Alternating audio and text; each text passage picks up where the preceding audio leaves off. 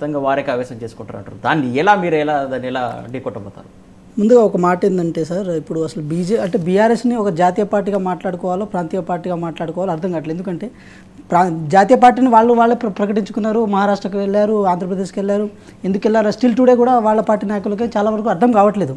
ఇక్కడ ప్రధానంగా ఒక విషయం చెప్పదలుచుకున్నాం ఏంటంటే, భారతదేశ వ్యాప్తంగా ఈ 10 సంవత్సరాల కాలంలో తెలంగాణలో యాంటీ ఇన్కంబెన్సీ ఎట్లా అయిందో భారతదేశ వ్యాప్తంగా కూడా అదే యాంటీ ఇన్కంబెన్సీ అయింది. ఎందుకంటే ఇందాక బీజేపీ అన్నగారు ఒక మాట చెప్తున్నట్టు ఏంటంటే విశ్వాసం ఉంది, మోడీ గారి మీద విశ్వాసం ఉందని చెప్తున్నారు కదా.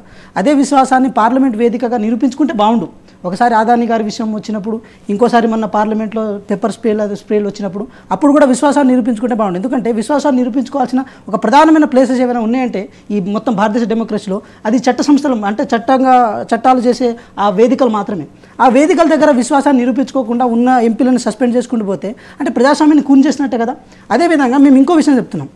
మోడీ గారి బలాన్ని, మోడీ గారి యొక్క బలంతో, వారి యొక్క చిత్తశుద్ధితో, వారి యొక్క విజన్తో మా నిరుద్యోగుల కడుపులు నింపితే బాగుండు. అదేవిధంగా మేము పెట్రోల్ పోసుకొని నడిపించే బండ్లో దాదాపు 70 రూపాయలకో 80 రూపాయలకో పెట్రోల్ వస్తే బాగుండు.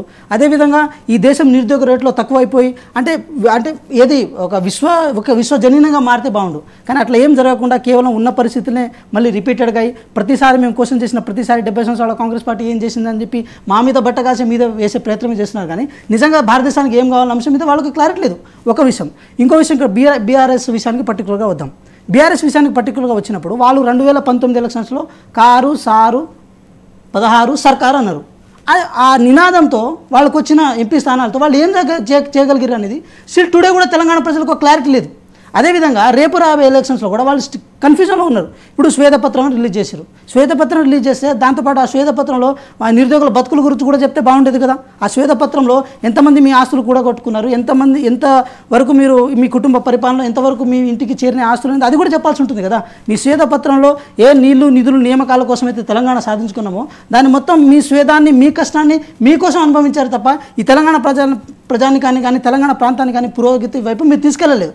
అంటే ఈ పార్లమెంట్ ఎలక్షన్కు మీకు ఒక పరీక్ష. ఎందుకంటే ఈ పార్లమెంట్ ఎలక్షన్స్ కనుక దాటిపోతే రేపు బీఆర్ఎస్ పరిస్థితి, రేపు కర్ణాటకలో ఏది మన జనతాదళ్ సెక్యులర్ ఏదైతే ఉందో దేవగౌడ గారి పార్టీ, అట్లా మారిపోతుంది మా పరిస్థితి, ఇంకా దారుణంగా అయిపోతుంది. మమ్మల్ని తెలంగాణ ప్రజలు విశ్వసించే పొజిషన్లో లేరని చెప్పి మీరు పదే తప్పు మీద తప్పు చేసే ప్రయత్నం చేశారు.